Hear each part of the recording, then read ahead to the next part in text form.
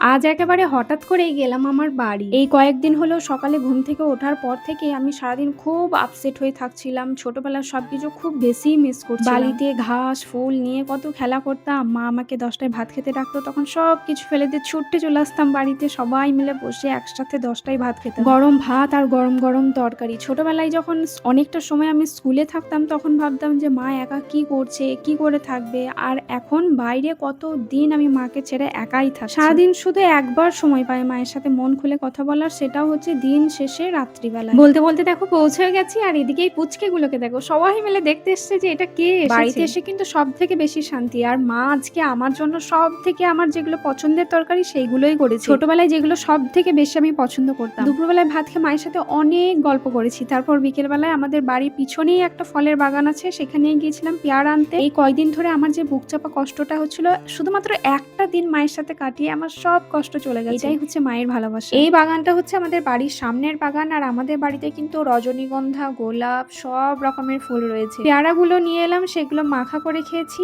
আর এখন একটা পেঁপে আমি পারবো, সেটা আমি বর্ধমান নিয়ে যাবো। আমি আসবো বলে আমার আব্বা যে মাছ এনেছিল, সেটাই আমাকে মা রাত্রের জন্য রান্না করে দিয়ে দিয়েছে। এটা হচ্ছে মাছের ডিমের একটা আইটেম, যেটা আমাদের ওদিকে ম্যাচের পিঠে বলে। আর এটা হচ্ছে মাছ ঝাল পেঁয়াজ। তো চলো, আজকে তো আলহামদুলিল্লাহ আমার দিনটা খুব ভালো গেছে।